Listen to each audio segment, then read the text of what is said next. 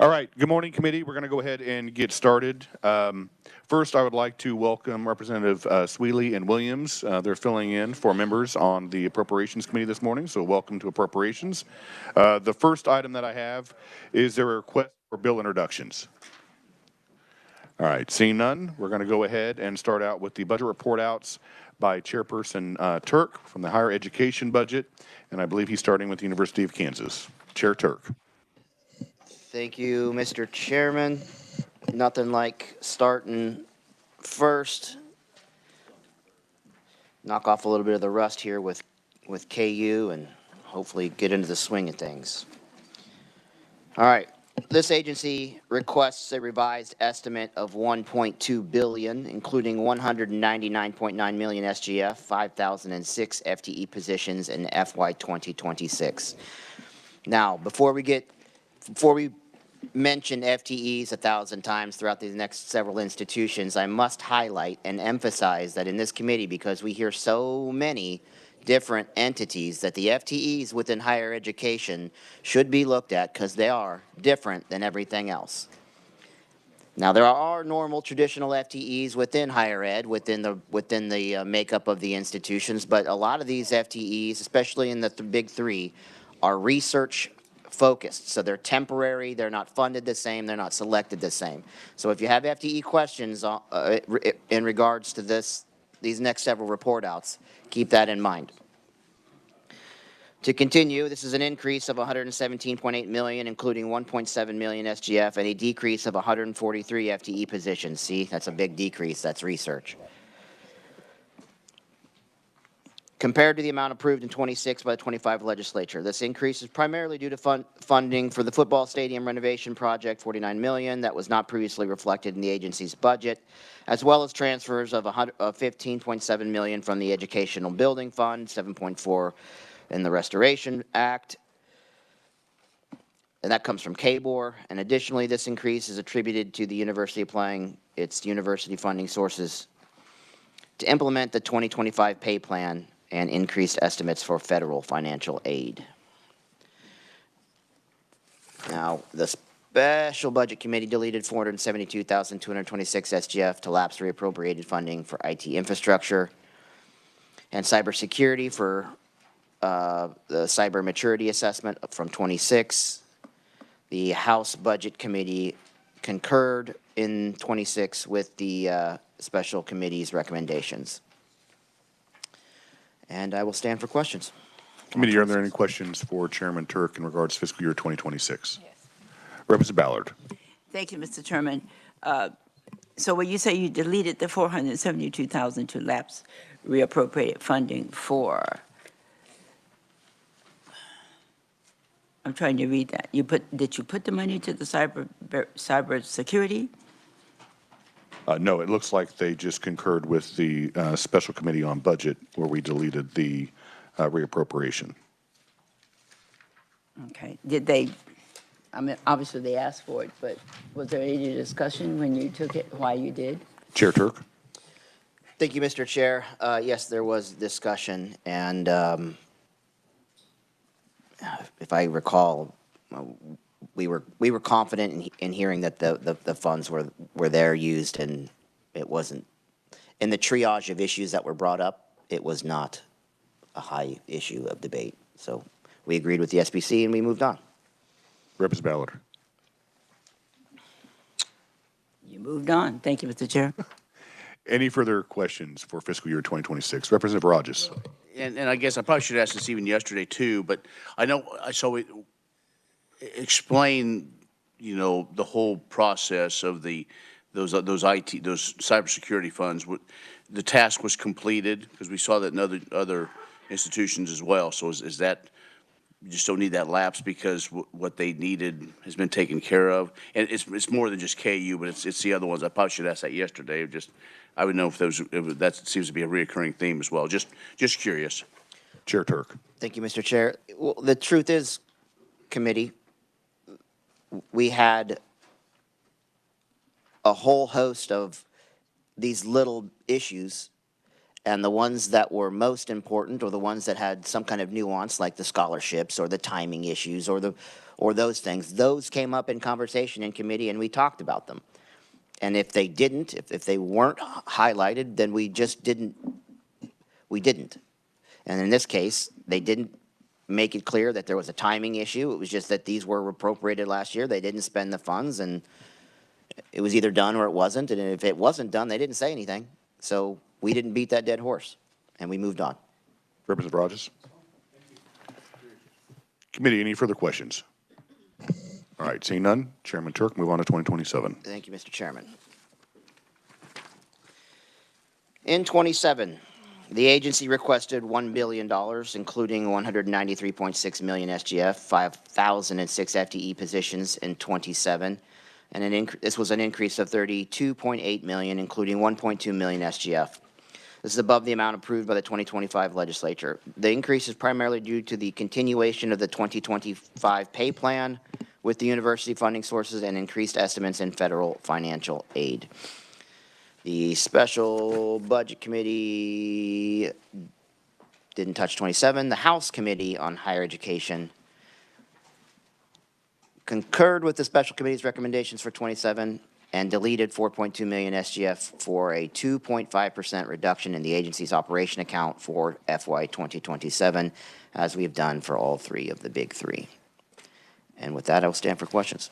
I was going to ask that if it was going to be a recurring theme in regards to the larger institutions. So, committee, any questions in regards to fiscal year 2027? Representative Ballard. Would you explain a little bit more information on why you deleted the 4.2 million? Even though it went to two other schools as well, but what was your thinking, the committee's thinking on that? Chair Turk. Thank you, Mr. Chairman.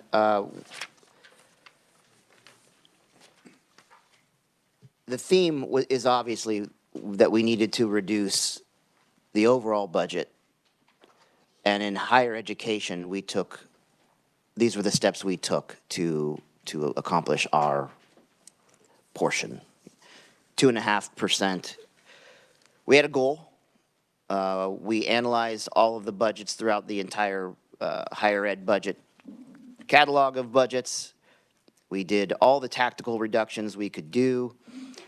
This was a reduction that didn't have caveats, and the institution had the flexibility to make the internal adjustments necessary to absorb the overall reduction. We felt that this was the best way that would be least impacted on the workings of the university. Representative Ballard.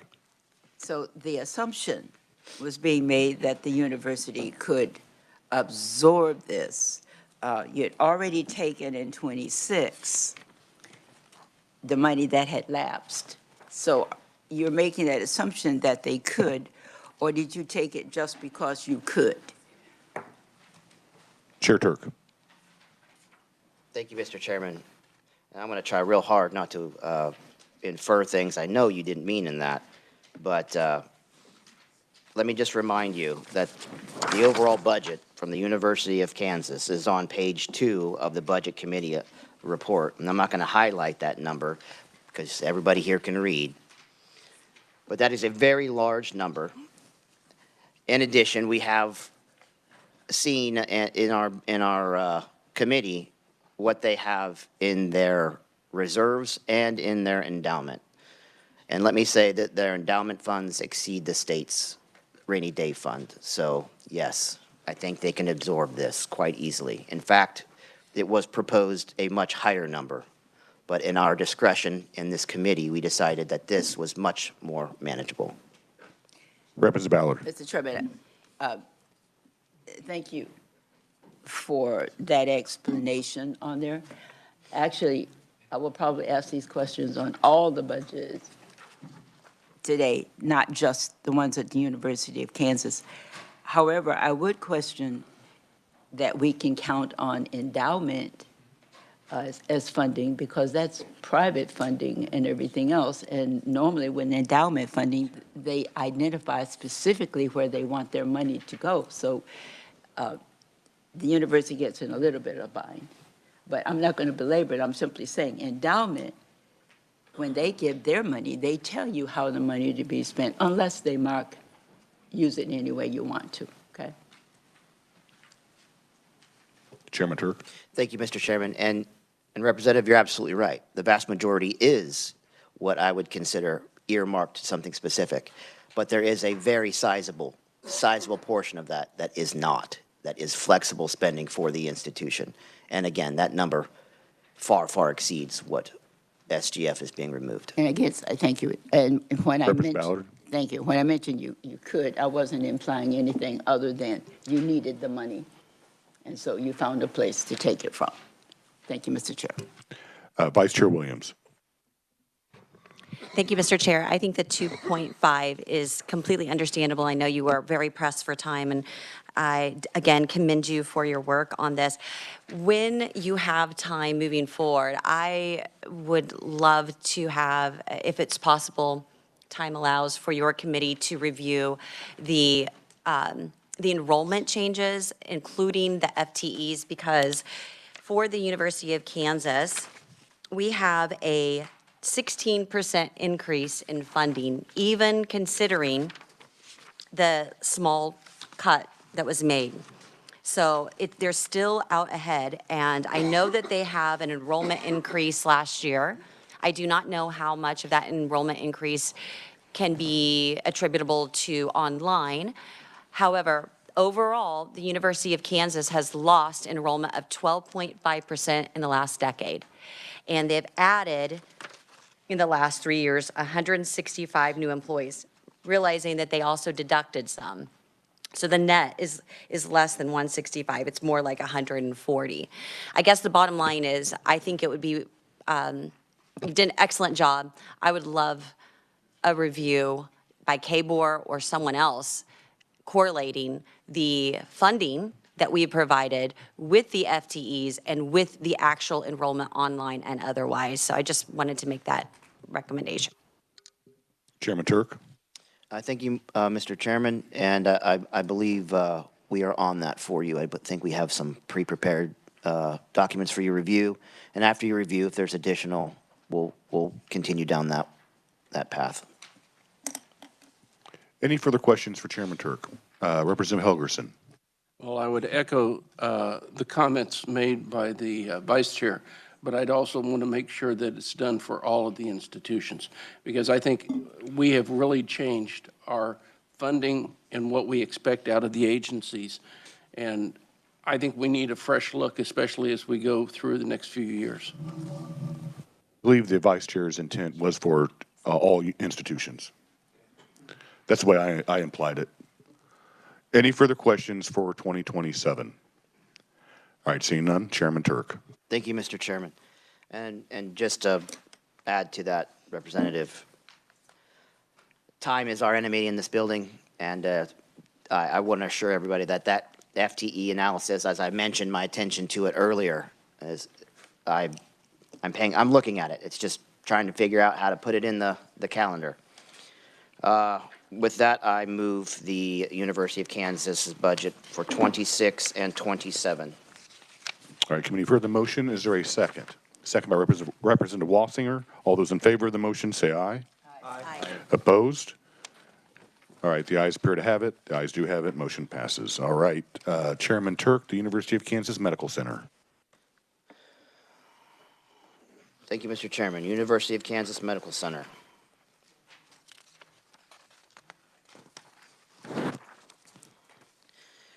The agency requests a revised estimate.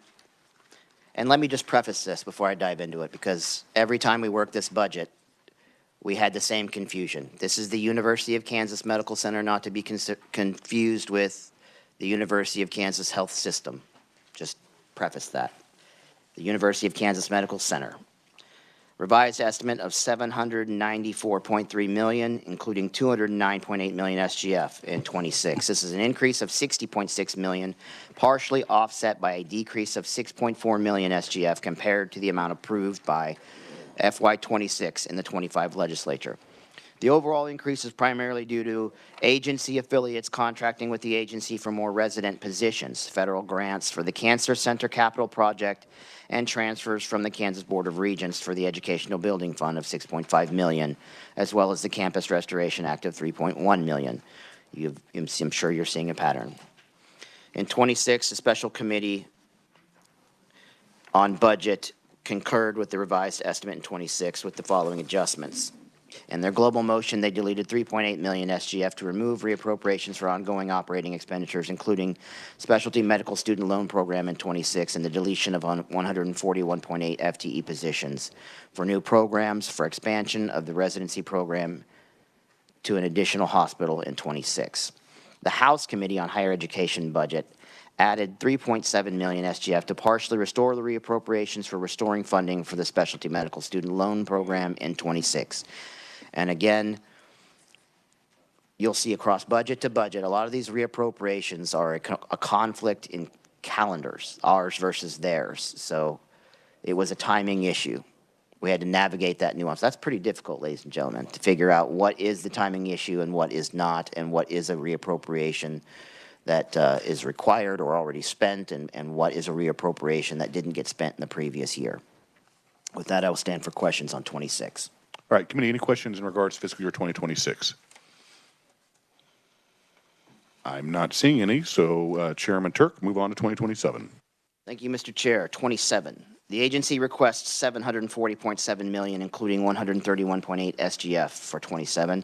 This is an increase of $98.4 million, including $839,303 SGF, compared to the amount approved in the 26 budget by the 25 legislature.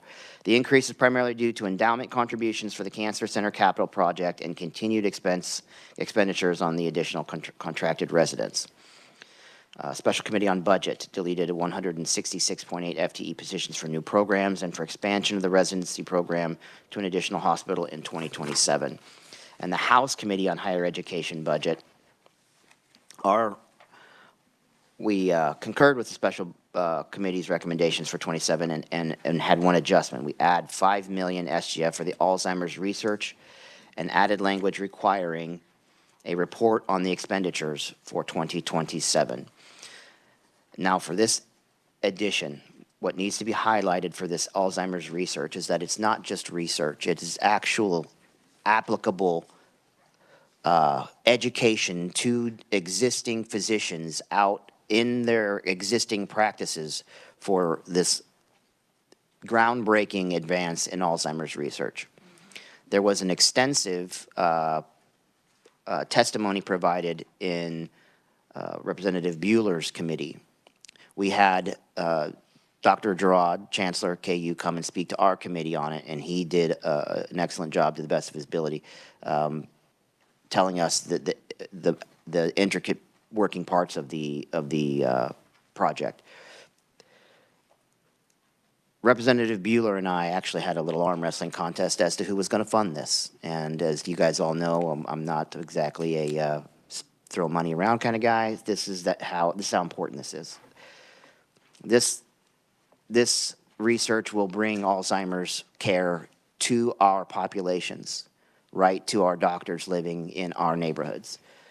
It's if I've ever seen a good investment, this is it. With that, I will take questions. Thank you, Chairman Turk. And also in regards to that item, in conversations that I had with the University of Kansas Medical Center about adding this $5 million, doesn't it draw down federal funds?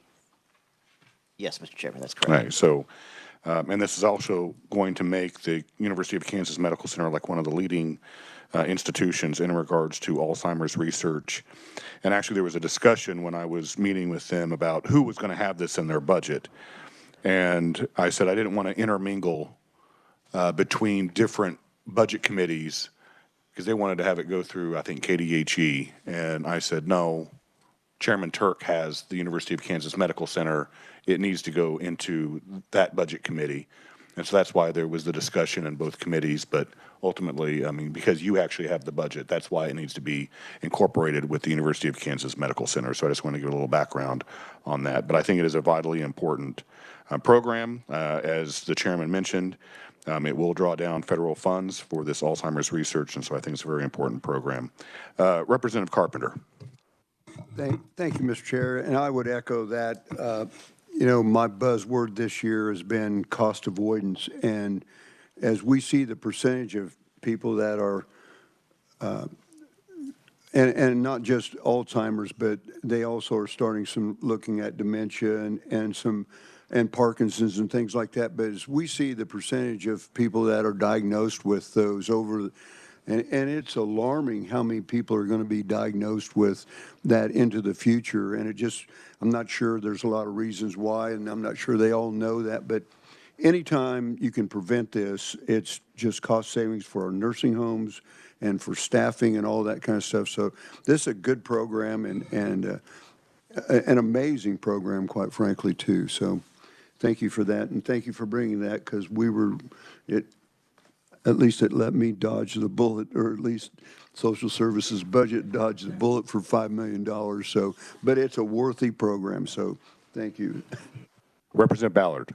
And thank you, Mr. Chairman. You mentioned, I was going to talk about the federal match, but I also, when you say groundbreaking, it really is. And the fact that you mentioned that it's going to come to local areas as well, and physicians and assisting everyone else. So I can only applaud this one because it's something the Med Center has been working on, and the whole state will benefit. And actually, people out of state will be able to get some information that they may not have already as they develop it. So I thank you very much for doing this. Representative Helgerson. If I could ask the chairman a little bit more detail on this. You said it's going to be services done out in the field. So is there going to be any gene research testing for those individuals likely to be Alzheimer's? Is it drug research? I'm looking to know what's a little bit more about it. Chairman Turk. Thank you, Mr. Chairman. And if you'll allow, I'm going to defer to, I have answers for you, but they're surface level. Okay. You'll get better answers if the chairman will allow me to defer to Representative Carpenter. Representative Carpenter. Thank you, Mr. Chair.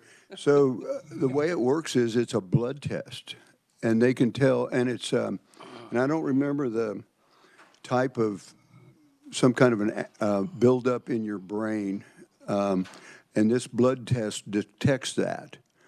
And they look to have that advanced where right now the blood test is only in at KU, but they look to be able to put that all over the state where you can go in and have a blood test done, and in 2 hours it can tell you what your propensity, how far along you are with your loss of memory and that kind of stuff. So it is truly amazing, and they look to put that out all over the state. And some of the things that they said was just simple diet changes and things like that would address, if you knew about it, a lot of this, you could change your diet, you could exercise more, you can do a lot of prevention if you were predisposed to have Alzheimer's. Representative Helgerson. So the program is a similar program that's being done in California and other states, that testing is done to individuals through the KU Med. They'll go out to the various doctors. They'll educate the doctors about what is available to individuals that test positive for the cues that you'd look for Alzheimer's. It's not researching any of the drugs. It's basically a large testing program. It is. It's Okay. identifying your propensity to have Alzheimer's. Okay. Every year that you can catch that is a savings, for dementia care and all kinds of other things. Representative What is the Helgerson. amount of the federal funds? I'm sorry. Mr. Chairman. May I go on? You may. What is the amount of federal funds that we're using to match? Representative Carpenter. That I'm not sure of. Representative Helgerson. Or Chairman Turk. Thank you, Mr. Chairman.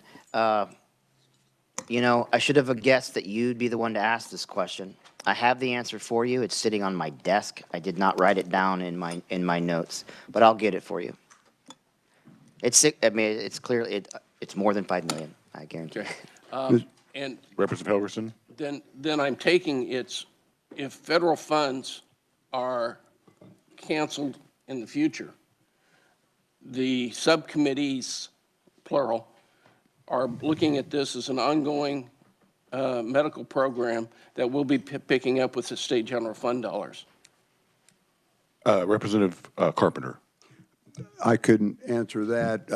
As far as I'm concerned, it was a one-time, they asked for one-time money. I don't know. I think the legislature in the future would have to do that. But just, Mr. Chairman, may I clarify just something about that? Yes, you may. So it's not, it's a machine that tests the blood. So that's where, that's what they're trying to put out into the other doctors. But it's just a way to test for that acid that's in people's brains that causes Alzheimer's. So I just had a response, and the federal funds that's generated for the program is $22 million. Representative Helgerson? One final point then. Since this is offered by other states and other locales, why is it necessary for Kansas to adopt it also? And not just take advantage of it and have doctors reach out to the other states for that testing that's available? Chairman? I'm very sympathetic to it, understand. I'm just saying we're developing the same program. We're doing the same program that other hospitals are now doing in other states. Chairman Turk? I respectfully disagree with you. We are not doing anything that they're doing. Are we doing similar things? Maybe. Is it 75% similar to what the West Coast, East Coast, or whatever you're referring to is doing? Maybe. What we're doing is more innovative than that. Not only these tests, these doctors in your hometown, more than likely mine, all of ours, are going to be part of this research. The research of it is teaching them how to use these tools, not just apply the solution, but detect it earlier than ever before. They're doing the work in their locations. They're not coming to the clinic. This is the KU Med Center is not the University of Kansas hospital system. This is the school. They're not coming to the school. They're going to their doctor to get this. This is innovative. This is not being done like this anywhere else. Representative Carpenter, did you have any more comments? I would just echo that I'm not aware of any research that is being done anywhere in the country that matches this. Representative Amix? Thank you, Mr. Chair. You know, we had a discussion about this item quite a bit in committee the other day, and I got to say one thing about the chairman when he brought it up as where this money really needed to go. It really hit home with me because my family, my mom, essentially died from Alzheimer's, and we look at this and realize the number of people that have been affected in our state, the number of families that have been affected by this in the state. This is good investment. And I got to say one thing: as much disagreement that we had in our committee, this was probably, Chairman can correct me if I'm wrong, but I think this is the only time we had a unanimous decision pretty much on anything. And so I think it's a very wise investment for our future. Chairman Turk? Thank you, Chair. Thank you, Mr. Chair. And as you'll see, as we go through all these budgets, and as I'm seeing the stack, I'm realizing we're not even halfway through. So as you'll see, we're very on brand throughout all of our budgets in higher ed. We're sticklers for the details. And you guys, I've been here for 4 years. You know me pretty well by now. I pay attention to the nuance. If I felt that this was redundant, or if I felt that we could get these services anywhere else, or that had limited impact on our hometowns, that I would have second-guessed adding money in a year where I was told that we needed to reduce. So if we're adding money in any of these budgets, they cut muster. They proved it. They made the case. And this one more than made the case. Thank you, Mr. Chairman. All right, any further questions in regards to fiscal year 2027? All right, seeing none, Chairman Turk. Thank you, Mr. Chairman. With that, I move the University of Kansas Medical Center's budget for 26 and 27. All right, committee, you've heard the motion, seconded by Representative Mosier. All those in favor of the motion say aye. Aye. Opposed? All right, motion passes. Chairman Turk, Kansas State University. Yes, sir. Thank you, Mr. Chairman. Kansas State University.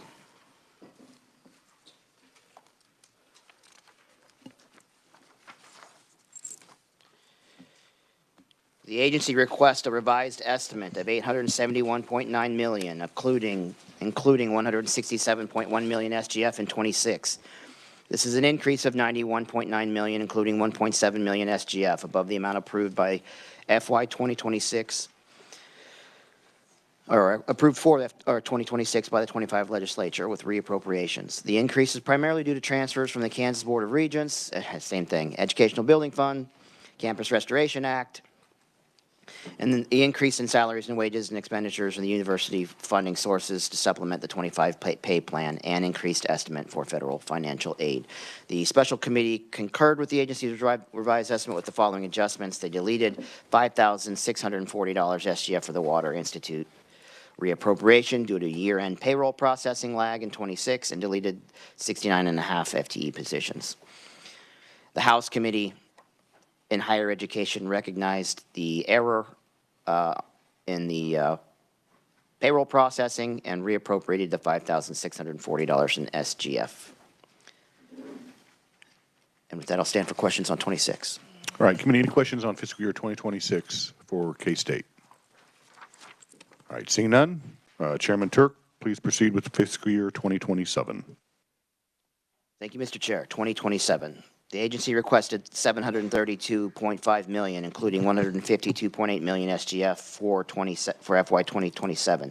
This is an increase of $49.7 million, including $864,793 in SGF above the 26 amount approved with the adjustments. The increase is primarily due to the agency budgeting increased salaries and wages and expenditures to continue the 25 pay plan using university resources and for estimated increased federal financial aid. The special committee deleted the 69.5 FTE positions for 27, and the House Committee on Higher Education budget made the following adjustments. We chose to add $5 million in SGF for the Nuclear Research Accelerator at Kansas State University to develop facilities for lab-based courses and nuclear energy research, and adding language on the private nuclear industry partnerships demonstrating investment goals and potential outcomes for FY 2027. And this request came through KBOR. And I mentioned it yesterday when we were doing WSU, but I'm going to mention it again because it's appropriate. Our budget committee made every effort it could to put in the box the expenditures associated to the institution that has the expense. Over the last several years, especially at least the 4 years I've been here, I've watched one thing after another go from the institution to KBOR. Well, we are trying to correct that in an effort to track the dollars. This was a request through KBOR, but we approved it in their budget. So you won't see the request in their budget. You would have seen it in KBOR. Now, again, another thing that we were trying to do as a committee was keep the institutions and what the institutions do great, right? Energy research is not what any other of our big three are excelling in. However, K-State has a nuclear reactor on site. This made sense to the committee. This is given the direction and energy needs of the state of Kansas and the direction of energy moving forward, being on the cutting edge of nuclear research is a no-brainer in our opinion. So we chose to fund their $5 million request.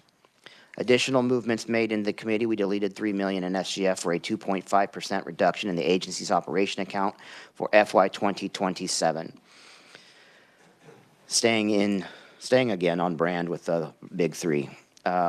Additionally, we put in language so that to make it clear, the committee's intent to further explore the options for developing the K-State Dairy Innovation and Education Center, including and considering authorizing the university to issue bonds for the project.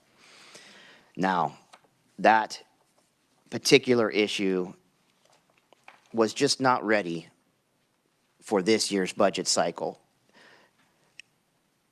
However, the stakeholders are working vigorously to come up with a formula that works, and that may or may not be done before we're done with our budgetary process. But we wanted to just make sure that the institutions knew, that this committee knew, that we were working on that. And again, it is the intent of the committee to make sure our institutions are excelling in what they're great at and staying in that lane. And this dairy barn is exactly one of those examples of K-State. It's their realm. It's what they're good at, and they need to stay good at it, the best at it, in fact. So we wanted to put that in there just to keep the fire hot. And with that, I'll take questions on 27. All right, thank you, Chairman Turk. So on item number 1, I recall that all 3 of the big institutions were asking for this $5 million for Nuclear Research Accelerator, but it was K-State that only has the facility already up and running, and that's the reason why you excluded the other 2, and then this money is going towards K-State. Is that correct? Yes, Mr. Chairman, that is correct. I don't. For some reason, it has become standard that everything has to be fair, and that's ridiculous. Just because one asks for something doesn't mean all 3 ask for something. I am a father of 3 sons. I know kind of how this works. The request from K-State made the most sense. It was a clear energy request with a clear energy product at the end of that request, and that's why we decided to go with that one, sir. All right, thank you. And then in item number 3, this has obviously been a topic that we've discussed for many years, and in fact, last year we actually included bonding language, and the governor vetoed that, saying that the university did not particularly ask for it and was not a high priority. I would probably say that it is, and Chair Mosier and I have been having extensive conversations, and I think she's been talking to you as well, Chairman Turk, in developing a plan for the Dairy Innovation and Education Center. And I have to say that all 3 parties, the state, Kansas State University, and the stakeholders in the industry have come to the table. And I believe, Chair Mosier, do you want to elaborate on that, on what the plan could possibly look like? Thank you, Mr. Chair. Yes, there have been several meetings. Just nobody really wanted to put their foot in the pool to be the first one. The industry was asking us to legislate funds, and then they would see what they could get, and it just we kind of danced around that for the last year. When it came down to it, I want to thank Chair Turk for coming up with this 5, 5, and 5. Can I elaborate on what? Yes, please elaborate on it. Okay. So there's what we wanted to do is get everybody to have skin in the game, and Chair Turk came up with K-State, or with the legislature putting in $5 million for 3 years, K-State putting in $5 million for 3 years, and then the stakeholders in the industry putting in $5 million for 3 years. And that way they will, at the end of 2 years, they will definitely have enough to begin an incremental construction of a new facility. And then the following 3rd year, there should be enough funds to finish it out, because it'll go to $45 million. Now, with inflation, it may be a little more than that. We don't know. But we got everyone to come to the table and everyone to commit as to how important this is for our state and for the country. Because like Chairman Turk said, once again, we will be the leader in an agricultural entity, which is what this state's known for, as far as meaningful research and meaningful teaching in the dairy system at Kansas State University. So, thank you, Mr. Chair. And I'd have to commend Chairman Turk and Chair Mosier for developing this plan, because we've, like I said, we've been hearing about this for about 3 years, at least. And it was always just having the state pay for it. But this is actually a plan where we have the state, the university, and the stakeholders, as you put it, have skin in the game, and and actually be the emerging institution in regards to dairy innovation and research, as it's needed, because Hilmar, opened up a processing plant. We have dairies all across the state of Kansas, and this will only improve the innovation and research in regards to that. So I give you both. I commend you both for that. Representative Mosier. Thank you, Mr. Chair. And again, I appreciate all the work that has been done to get to this point. And when I look at projects, I think, can we get whoever is asking us to fund them or help fund them to commit to have a commitment to the project? And so now I think that we have a 2-to-1 commitment of the money that we're going to put forward. I think this will be a very good next step. So thank you. And just to forewarn everybody, you're probably going to see an amendment when we work on the budget from Chair Mosier. Vice Chair Williams. Thank you, Mr. Chair. I just wanted to follow up with a question. So that means that we're not going to use any bonding for this project? Chair Mosier. Thank you, Mr. Chair. There will be no bonding. I've been assured that the university can reallocate funds to make it work.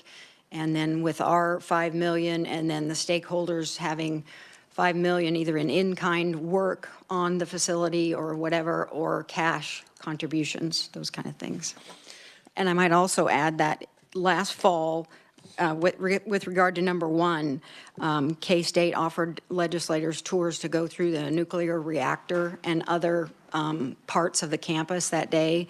Everybody needs to go see that. It is absolutely amazing. And like Chair Turk said, K-State's already got the foundation, so let them run with it with nuclear research. So, thank you. Chairman Turk. Thank you, Mr. Chairman. One more thing on the, just for those that didn't get an opportunity to hear the testimony on the dairy farm, a dairy barn. This is, in so many projects, the private entities, the private stakeholders that put money in have a high ROI on their product, where the dairy producers, their ROI is very limited. So this private partnership is one of those things that we're asking a lot of the industry. So the fact that we're putting our skin in the game as well is really what's accelerating this. And this is an example of K-State's mission of getting into making it easier for the producers in our state to produce their product. This is part of the K-State mission, and by doing this, we're enabling K-State to do what they're already great at. With that, We have still questions. oh, well, still questions? Okay. I'd be remiss if I'd probably have some committee members upset if I did not ask questions. Representative Hoffman.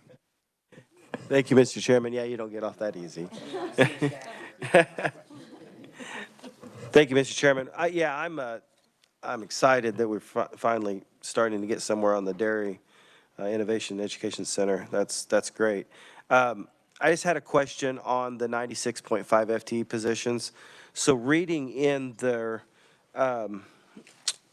under, I think it's on page 679, it says that it's to reflect current level of filled and vacant positions. So, and I know the special committee, we took that out, but did you guys talk about that or not? Because it says it's filled and vacant. So I was just curious if you guys talked about it at all, or if there was any discussion on that. Chairman Turk. Thank you, Mr. Chair. Yes, of course, we talked about it. Okay. I mean, do I remember? Not particularly. Okay. And if I don't remember, that means it wasn't thumped very hard. And if it wasn't thumped very hard, they didn't make the argument to keep it. If they didn't make the argument to keep it, we didn't keep it. Okay. All right, so that's fine. I just was curious if you guys had talked about it since it says they're filled positions and vacant, and just wanted to make sure that we weren't getting rid of positions that were filled. Traditionally, I'm sorry. Chairman Turk? That's all right. Thank you, Mr. Chairman. Traditionally speaking, if we make a mistake in this committee, they come screaming at us. I understand. So they didn't come Yes. screaming at us, so we didn't go back and fix any mistake. Okay. Representative Hoffman? All right, thank you, Mr. Chairman. Vice Chair Williams? Thank you, Mr. Chair. I just wanted to correct something I said previously because it relates now to Kansas State University. When I was looking at the Kansas higher education statistics on the KBOR website, which, by the way, doesn't break down what we were looking for, and I mentioned earlier, I did err, and I said that University of Kansas had a declining enrollment of negative 12.5% in the last 10 years, and actually that was K-State, and KU actually had a 10% growth, and I just wanted to correct that because I wouldn't want to say something that was not true. That's too bad. All right, thank you, Vice Chair. Representative Steele? Thank you, Mr. Chair. I just want to commend Chair Turk and the committee for noticing the importance of the nuclear research and means that K-State already has that. And just to verify, does that help with their federal funding that they'll be able to receive? Chairman Turk? Representative, that's a really good question, and I'm trying to remember if they mentioned anything like that. You know, given what's coming down from the federal government, I would be absolutely shocked if they couldn't benefit from it in some way, but I don't have a quantifiable number to tell you right now. But as this progresses and evolves, I'll keep you in the loop on that. Representative Steele? Thank you, Mr. Chair. All right, committee, any further questions in regards to fiscal year 2027? All right, Chairman Turk, now you may make a motion. Oh, thank goodness. All right, here we go. You got off easy. I move the Kansas State University's budget for 26 and 27. All right, committee, you've heard the motion, second by Representative Mosier. All those in favor of the motion say aye. Aye. Opposed? All right, motion passes. All right, Chairman Turk, I believe we're moving on to the Kansas State University Veterinary Medical Center. Chairman Turk. Thank you, Mr. Chair. Kansas State University Veterinary Medicine. Here we go. The agency requests a revised estimate of $78.7 million, including $20.7 million SGF and 654 FTE positions in 26. This is a decrease of $2.9 million, all from non-SGF funding sources, and an increase of 17 FTE positions compared to the amount approved for FY 2026 by the 25 legislature. The decrease is primarily due to reductions in salaries and wages and capital outlay budgets to better align with 25's expenditures. The special committee actions were to delete the 17 FTE positions in 26. The House Committee on Higher Education Budget concurred with the special committee's recommendations in 26. And with that, I'll stand for questions. All right, committee, any questions in regards to fiscal year 2026? Vice Chair Williams. Thank you, Mr. Chair. Just real quick, was there any discussion on in-state and out-of-state veterinary students? That's in 2027. Okay, but they're still in 26 too. But anyway, we'll wait. All right, any further questions for 2026? All right, Chairman Turk, now 2027. Thank you, sir. All right, the agency requested $79.1 million in 27, including $20.8 million SGF and 654 FTE positions. This is a decrease of $2.4 million, partially offset by an increase of $99,853 in SGF, compared to the amount approved by the 25 legislature. The overall decrease continues the reductions in salaries and wages and capital outlay to align in actual expenditures. The SGF increase is due to increases in fringe benefits, and that's something, ladies and gentlemen, you're going to see across the board of every budget. Fringe benefits, it's the number that was the bane of my existence as I was tearing apart each one of these budgets. It's just that little extra that they add on at the end. Okay, so the special committee deleted the 17 FTE positions in 27. The House committee agreed with it, and then they made the following adjustments. All right. I'm going to highlight this as a just wait. We added 11 million SGF for debt service payments for the animal diagnostic lab in 27, and this was approved by the 25 legislature, and here's the details on it. This is just a placeholder. They needed a place to put this in our budget. It will be moved to the Department of Administration because the building is technically a state property operated by K-State. So this is I'm showing you what the movement is, but don't dwell on it too much. Now, additionally, the House Committee on Higher Education budget added language requiring a report on the number of in-state and out-of-state students in each class during academic year 26 and 27, and the number of in-state and out-of-state applicants denied admission for the most recent admissions cycle for FY 2027. And here was the problem. The issue was we received multiple complaints from all kinds of folks in and out of this building regarding the admissions of Kansans to this program. What was happening was they were choosing out-of-state students over the Kansans because the out-of-state kids brought with them higher tuition. And so it was a problem that we needed more information on. Now, we requested the report so that we could determine more effectively if this out-of-state student beat the in-state student by merit, well then, okay, fine, that's an argument. We'll work with that. But if the out-of-state student was selected because they were out of state, well then we have a problem. It can be verified from multiple agencies within this panel, our ag budget, that the state of Kansas is desperate for these services. So this is an effort to, we hear the problem, and we're going to see if we can find a solution, but we're going to need the details. With that, sir, I will stand for questions.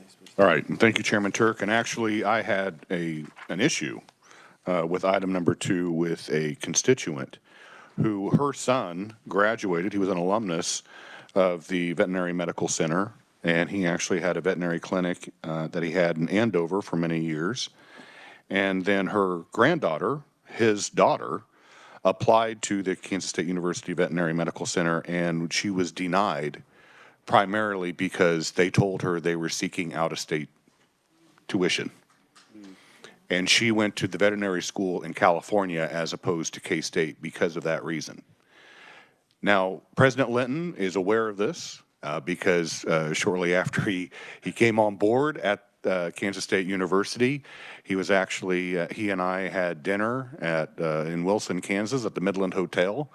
And that constituent of mine happened to be there, and she confronted him about this particular issue. So early on in his tenure at Kansas State University, he has been aware of this, and he said to her, at no reason should we be denying a Kansan who she actually graduated from Kansas State University and deny them to the Veterinary Medical Center because she was an in-state student. So I think this report is very warranted and needed.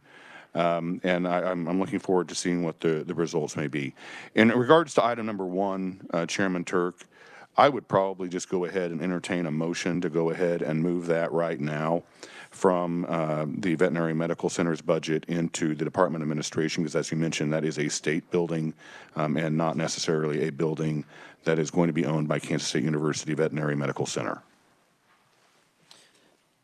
Yes. I'll make the motion. Yeah. You make a motion. Or I can make the motion if you want me to. Well, then I'll second it. Okay.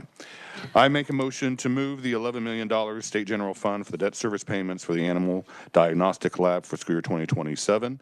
Obviously seconded by Chairman Turk. Is there any discussion? And that moves to the Department of Administration, just to clarify. All right, seeing none, I close on my motion. All those in favor say aye. Aye. Opposed? All right, motion passes. Any discussion on fiscal year 2027? Representative Ballard. Thank you, Mr. Chairman. The deletion of the 17 FTEs, Yeah, I still. what category did they fit in? Chairman Turk. Category, can you I mean, refine the like- question? Well, they're full-time, but I mean, are they the resident students that are working the vet clinic? You know, I use KU vet medicine. Our dog is in remission, so I'm there every 6 weeks. So I'm in and out of that facility, and I can only give them praise. So I'm just wondering, of the 17 full-time, they have a lot of residents that come in and do the rotation, and they go around and everything else. So I just wondered, when you have 17, that's a lot. And if you go on a Friday, you're short sometime of staff and you wait longer and longer. So that's why I'm asking about the deletion of those positions. Chairman Turk. Thank you, Mr. Chair. Let me get some details on that real quick. Let me phone my friend here.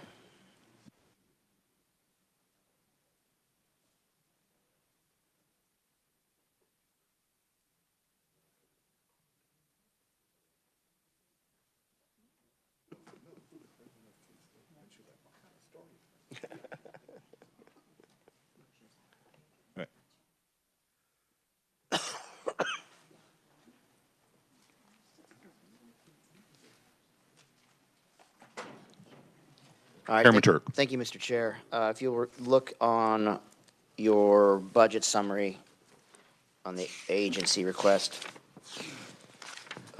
Dayton, what page was that again? It's number 5 on, I think, 699, is that right? No. Yes, number 5, 699.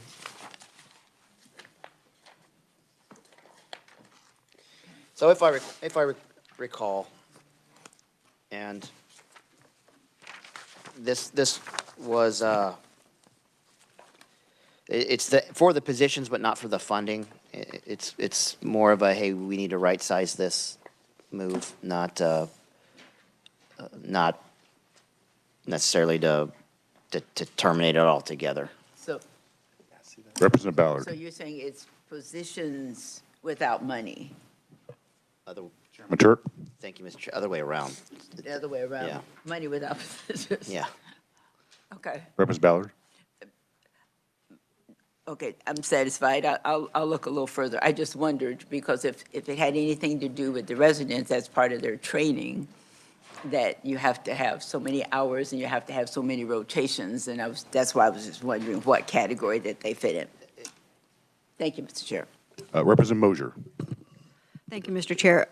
Representative Ballard, the residents are part of, when they get to a certain point in the program, they become residents, and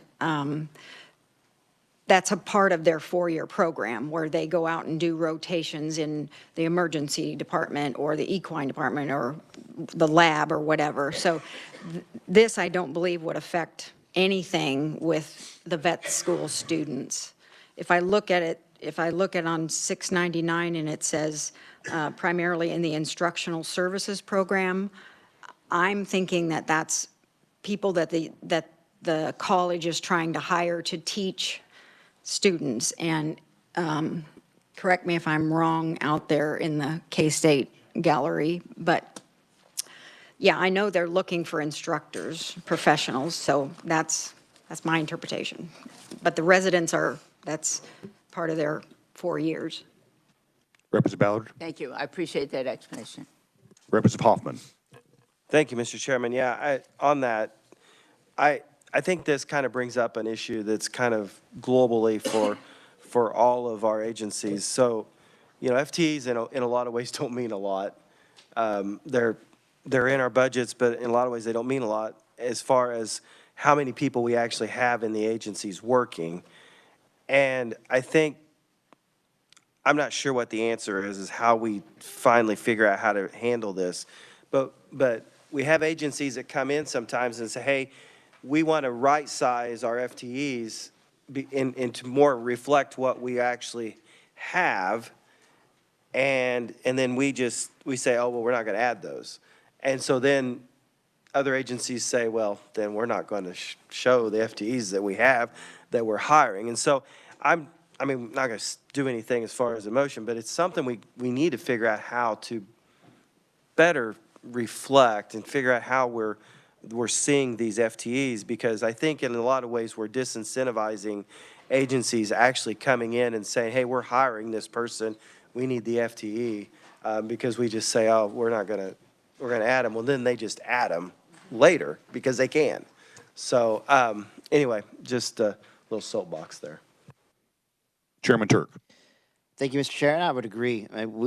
Because of that, we just chose not, we had to triage all the things we were going to talk about. Like, knowing how it worked, we just didn't beat this up because it doesn't change anything. We're not hurting anybody, no, it's hurting them. It's just, it's a paper thing. So that's kind of why we just didn't dive into it and make any unnecessary moves. It just is what it is. All right, any other questions in regard to fiscal year 2027? Representative Helgerson. To number 2, is there a difference from if a candidate is going into the small animal specialty or large animal specialty with regards to admissions? Chairman Turk. I couldn't possibly tell you, but I'll tell you after this report, it might give us more insight on that. I think it would be helpful to know because there is, across the country, a much stronger demand for small animal right now, and you may want to specialize on that. Chairman Turk. Noted. I asked for memos yesterday, and I appreciate the memo. Got it. Representative Mosher. Thank you, Mr. Chair. Right now, Kansas is in dire need of large animal veterinarians. We have an excess of people that are, and nothing against them, because if they want to go wherever and they make more money doing small animal work and that's what they love, that's fine. But right now, we need more people that are willing to commit to rural Kansas to do a C-section on a cow at 2 in the morning. So, thank you. Chairman Turk. Thank you, Mr. Chairman. And frankly, this reminds me of something that I discussed with all institutions from the day I was placed here till now is tell me what is working, tell me what your needs are, tell me what's not working, and then tell me how we can adjust that so that we can enable you to do what you're doing great, or enable you to provide to the state what the state needs. And if they come back to me and they say, we need X amount of scholarships for this, then we'll figure out a way to make that happen. Representative Helgerson. Well, I appreciate the discussion. I think that, as was mentioned, we have a real shortage of large animal vets in this state, and we need to prioritize that. And whatever the policy is that you look at, we need to encourage K-State vet to do this. And as for the small animals, you know, I guess it's probably helpful if you and the chairman sometime divide a policy or come up with a policy to instruct the agency or the school. How do you balance cash flow or additional cash in order to balance out the lost leaders that you may provide to the large animal specialty? Chairman Turk. Thank you, Mr. Chairman. Good advice, noted. Representative Curtis. Thank you, Mr. Chairman. Do we currently have a scholarship program for vet med students to practice in rural areas? Chairman Turk. I would imagine we do. I mean, it would be news if we did not. Perhaps Representative Rogers might have some more details on that. Chair Rogers. Thank you, Mr. Chairman. Since I have the mic, I'm going to give us a little bit of background.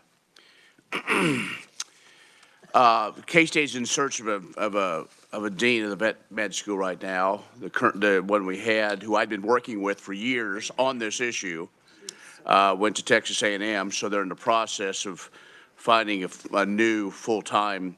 They have an interim. She's full-time, obviously, but I mean, to find a permanent resident. Over the years, you all in Appropriations have approved programs to enhance those scholarship and payback programs, and that K-State selects the students that are part of that. They have been here in this room to talk about their programs over the years. As this became very much aware, I would say 5 years ago, where we started having those conversations about this exact situation. we can put all the policies we want. The challenge is it's the dollars. It's the dollars. Last year, we kind of had a little emergency pause because we heard Oklahoma State was on the verge of losing their credibility, or their accreditation, that is. And so a small Band-Aid was put some additional money over to K-State to do some things. But that's it. I mean, we've talked about this. I, along with others, have written many letters of recommendations to legacies, if you will, whose parents, grandparents went to school at K-State, or veterinarians, practicing veterinarians. Student want us to be a graduate of the vet school at K-State for financial reasons. And yes, the current president and the previous president, we've had that conversation of that is a terrible way to run a program, is on the back of out-of-state students and reducing those Kansas ones.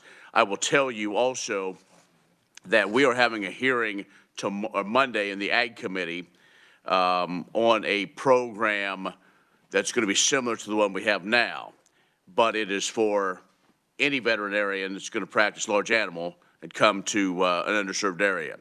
Be a loan repayment program, somewhat like we have now. And is that a shot to our friends in Manhattan? Well, maybe it is. We have had this conversation. This is not something new that all of a sudden popped up and go, oh, maybe we should look at this. It has been. It is very frustrating that it kind of gets pushed aside. And we in this body get so excited about going to a dadgum football game in the fall, that's all we concentrate on. I am frustrated. And so that's the whole deal, where we need veterinarians, period. Those large animal veterinarians, and if that's what it takes, I think the state should make that investment as well. But K-State will need more money, more than just a few $1 million, a lot of money to have those slots, to have those students, because they can't operate at a loss. And we need to make sure that K-State is one of the premier ones. We say they are, but are they true? I don't know. You look around Colorado State, Iowa State, A&M, others. You know, that's the thing, but that's for another day. But sorry, Mr. Chairman, but I wanted to kind of look at the broader picture of all this. And there are, as Chairman Turk says, there are a number of moving parts to all this. But yes, this body has made investment back into loan payments, loan program repayments, as well as developing those students as they are going through the process of veterinary school to not only learn about Kansas, learn about some of those things, how to be a good rural veterinarian, and are well-rounded by the time they graduate. So thank you. Chairman Turk. Thank you, Mr. Chairman. I saw you over there crawling out of your skin. I knew that if we didn't let you go, that you were probably going to explode. But thank you. In that time, I did get an answer to your question directly. Vet training program for rural Kansas at $650,000. Now, having identified that, put that out there into the ether, we can have additional conversations in the interim about what that looks like moving forward. Okay. Representative Williams has a question. Vice Chair Williams. Thank you, Mr. Chair. So if we're talking about scholarships and we're talking about in-state and out-of-state tuition and the report that's included on this proviso from the chair, on page 696, it has the scholarship grants, and we've gone up from 1.4 to 1.6 in 2027. So are you saying that that less than half of those scholarship grants are going to rural veterinarians at $650,000? Chair Turk.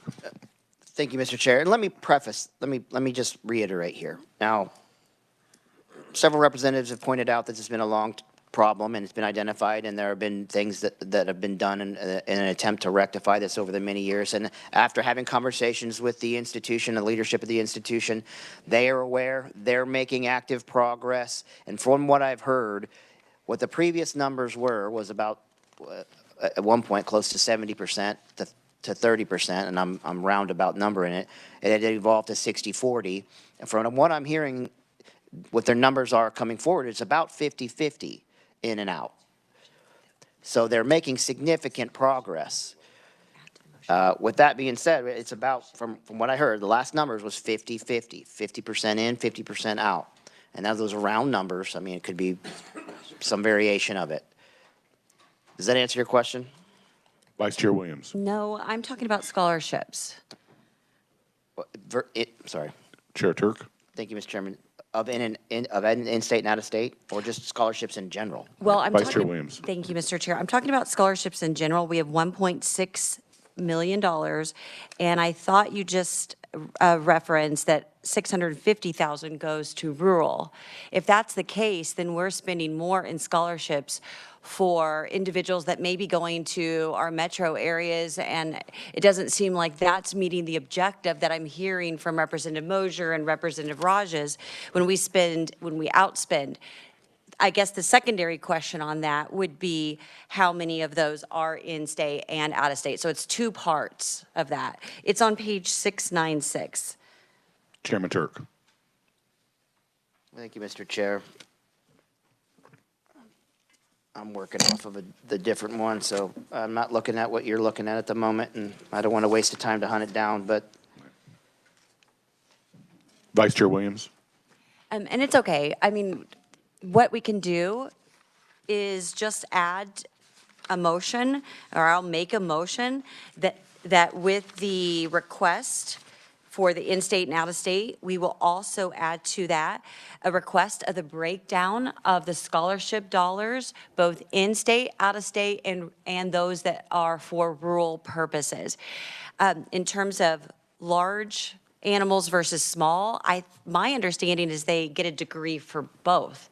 And it's just, they make a selection that they're going to focus on one versus the other. So I'm not sure it would be helpful to do large animal or small, but if somebody thinks so, they could certainly do a friendly amendment, and that's my motion. All right, committee, you've heard the motion. Is there a second? Second by Representative Wassinger. Discussion on the motion. Chairman Turk. Thank you, Mr. Chair. I don't object to any additional information that can only help provide context in these conversations in the future. This is fine. Cool. More info. Got it. Any further discussion on the motion? All right, seeing none, Vice Chair Williams, you may close. Thank you, Mr. Chair. I close on my motion to get more information of the breakdown of the $1.6 million in scholarship, both in-state, out-of-state, as well as rural, those focusing on rural. Thank you. And you close? Yes, I close. All right, committee, you've heard the motion. All those in favor of the motion say aye. Aye. Opposed? All right, motion passes. Any further discussion? Representative Mosier. Thank you, Mr. Chair. I just looked up, back in 2022, we passed House Bill 2605, which is the veterinary training program for rural Kansas. And these are specific scholarships, $25,000 a year for 4 years. Students are selected after their first year, during their first year, to get this scholarship. And then there are commitments afterwards for, working in a rural area with certain number of residents, and the food animal patients must make up at least 50% of that entity that they're going to work for. And so I think, Chairman Rajas, correct me, we have added to that, haven't we? It was 7 in 2022, but haven't we added 3 or 4 more spots to that? So that is one thing that is being done to, help the students that are going to focus on large animal stay here and, make their home in Kansas. Representative Rajas. Thank you, Mr. Chairman. Yeah, that's what I was going to say. We're kind of parsing this thing out, how much, what's your favorite kind of bubble gum? So because we talk of scholarships, I think I understand what the vice chair wants, which I think is fine. When we look at that breakdown, what Chairman Mosier said, that's a specialty program. It's like $750,000. We added some more slots. So, like, there's some students from my district, 110th district, that are students that are part. It's a select program. They go through a selection process, and then it's almost like if you will, almost like an honors program. So that's part of those dollars.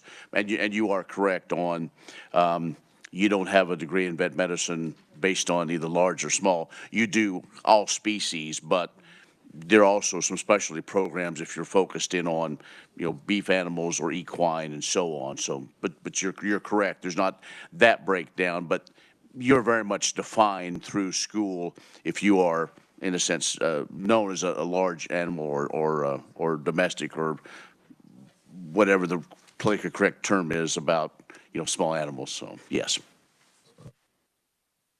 Any further discussion on fiscal year 2027? The only thing that I would probably want to add, Chairman Turk, is you have the report being generated, and actually, I shared the story earlier about a constituent. Actually, she's a very close family friend, and the reason why she was prompted to come over to our table when I was having dinner with President Linton was because she knows that I'm a very avid KU fan, and I was wearing a K-State polo that night, and she was questioning me on that, and I won't tell the phrase that she actually said when she approached me about it, but I'm glad that he was there to hear and listen to her concerns. And so the only thing I would add to item number 2 is that report is presented to the House Higher Education Budget, the House Appropriations Committee, Senate Ways and Means, and then the appropriate Higher Education Committee in the Senate. I would just like to have that added. So that'd be my motion. Is there a second? Second by Representative Turk. Discussion on the motion. All right, seeing none, I close my motion. All those in favor say aye. Aye. Opposed? All right, motion passes. Any further discussion on 2027? All right, seeing none, Chairman Turk. Thank you, Mr. Chairman.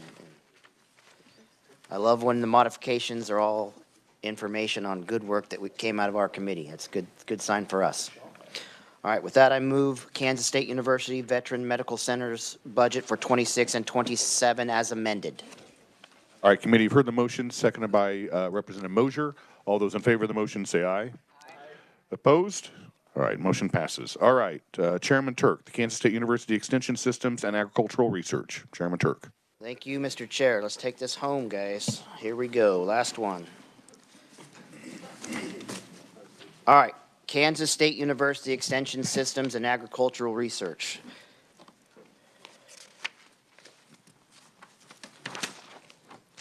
The agency requests a revised estimate of $183.8 million, including $58.8 million SGF and 1,148 FTE positions in 26. This is an increase of $4.3 million, all from non-SGF funding sources above the amount approved in 25.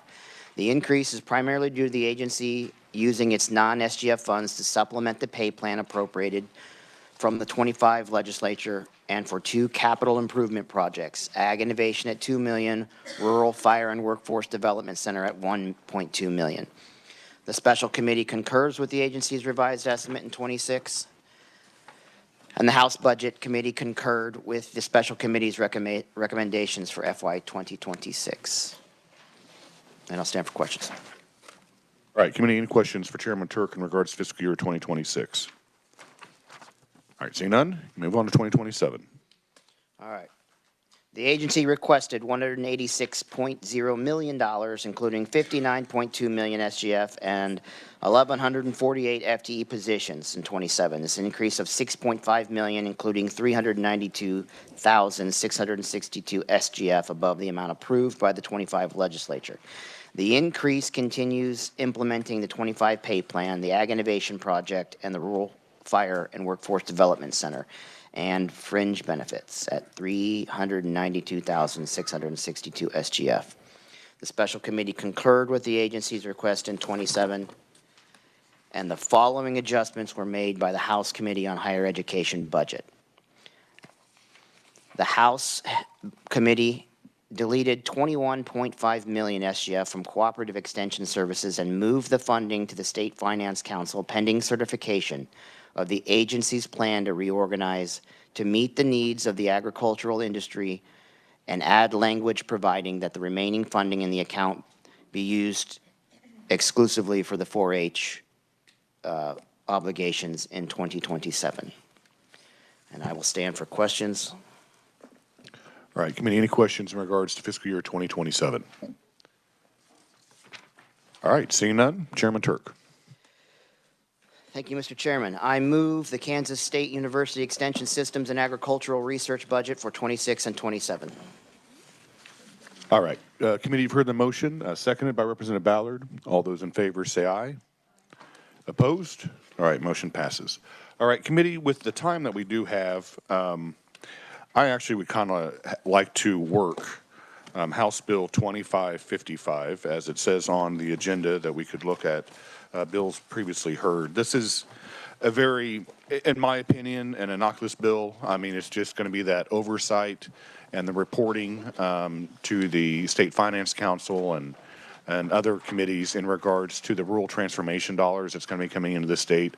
When we had the hearing, and I asked, Secretary Stanek about the plan that was approved, and this is just legislative oversight in regards to it. So like I said, I think it's a very benign bill, so that it shouldn't be too much. I know we do have an amendment that's coming forward, but I did discuss this with the ranking member about prior to the meeting starting today, and she said that she was okay with going ahead and working it as well.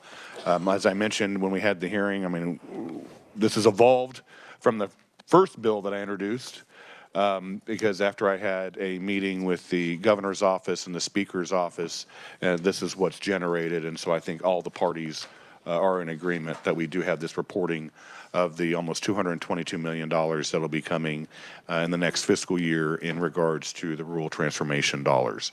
So right now I would entertain a motion to open the and working House Bill 2555, seconded by Representative and Vice Chair Williams. Is there any discussion? Vice Chair Williams. Thank you, Mr. Chair, and I do have an amendment. As Jill's passing out the amendment. While Jill is passing that out, can you please describe your amendment? Yes, thank you, Mr. Chair. So the purpose of the amendment, of course, is going to be transparency. We've got $221 million that will be expended by 2027 with no authorization requirement from the legislature. Of course, that certainly bothers me that there's not a second look, but there is a reporting element that's already included in the legislation, and there's always opportunity to take another look at this in other years within another administration. Bottom line, if you look at the balloon, it says that with this report to the State Finance Council, they also need to include their partner, stakeholder, or sub-awardee receiving the grant. So we get the list of those grant recipients, the purpose of the grant, the physical location of the recipient, and the outcomes to be achieved by each grant. So we're going back to the idea of reporting metrics, and that is the amendment. All right, and actually, she discusses with me, so I second the amendment. I think it just puts more scope on and how that money is going to be awarded throughout the state of Kansas for the rural transformation dollars. So I agree with the amendment. Obviously, I seconded it.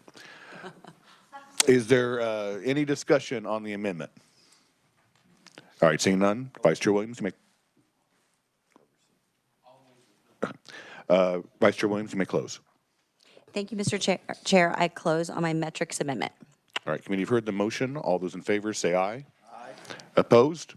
All right, motion passes. Representative Helgerson. Mr. Chairman, could you explain just how you envision this to work specifically with this $225 million? Are the requests going to come in individually? Does it come through the agencies? So when Secretary Stanek gave her testimony that day, the application to CMS was approved at the end of December of 2025. And that application is valid for the 5 years of this program. Now, there can be changes and amendments, as she alluded to, during her testimony, but that all has to be approved by CMS. The state of Kansas does not receive this money.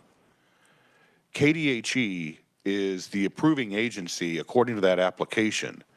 And so everything goes through KDHE. It does not go to the State Finance Council. Then when that money is dispersed by CMS, because CMS holds that money, and then they disperse it through KDHE to whoever the awardee is. And so this bill is just legislative oversight for them to report to the State Finance Council on where that money went. There's no approval by the State Finance Council because that would be a violation of the application that was approved at the end of 2025. And so this is just simply legislative, and obviously the governor being the one who calls the meeting on the State Finance Council, her oversight, and then the future governor's oversight on where these dollars went. Representative Helgerson? That's enough. Thank you. Believe me, I would like to have had more, and that's what the first bill did. But since the application was approved and all the parameters around the application and this process and what the stipulations are with CMS, this is what we have now. Representative Rogers. Thank you, Mr. Chair. And so there was a lot of talk, speculation, you know, since this has been approved. Is this the duration of the program is 5 years, or that pot of money could be spent by, say, January 5th of 2027? There is no pot of money. Well, I mean, it's but not handed to the state. No, it's no, no, actually but held by CMS. right, Mr. Chairman. But the state was awarded X amount, right? That could go to Kansas. Year one, the state was awarded just a little under $222 million. And then in, I think it's Chairman Carpenter, I believe the end of September, we have to submit an application for the second year. Okay. And that's competitive. This money that was given in year one was pretty much just a breakout based off of your application. So all 50 states received money. Okay. Year 2 through 5 is competitive. And CMS is going to look at your metrics as what was proposed by the amendment by the vice chair. I think we had a phone malfunction. And so the years 2 through 5 is competitive based off how well you performed in year 1 and then 2 and then 3 and then so on. Okay.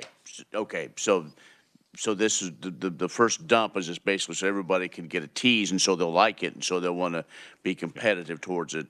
And so I understand about not the pot, and I apologize, I misquoted, but so every year though from CMS or whoever, they'll have a tranche of money then that all the states compete for. Is that correct? So Kansas would not necessarily be guaranteed a maximum of, say, there is no guarantee. 100,000, just based on ideas well, of project. Yeah, it's based on how well the execution of the initial application was, and then you submit a new application every single year saying what you want to do with the money that you're competing for. And it's just a rolling into two's success could be based on 3. Is that Yes. Okay. Thank Based you. on I your now success rate. Thank you. And I have to say, you know, with the application, I think Kansas was the 6th highest payout in year 1. And so they're saying that we had a very attractive application. Best way I can put it. Representative Helgerson. Is there a maintenance of effort? That is with the application, not on maintenance of effort, no. Not necessarily. No, there's no state portion. Well, There's certain parameters that have to be met with the application that was submitted by the end of 2025. not being familiar with the proposal, I'll use the health department. If we put in money in the health department or in local health departments, which comes through health and environment, could we back off state general fund dollars? Or No. is it? No. No, Okay. according to the application, you cannot supplant the federal money with state dollars that has previously been used for a particular project or program. Or with federal dollars that were done the previous year? No, you cannot supplant. Okay, thank you.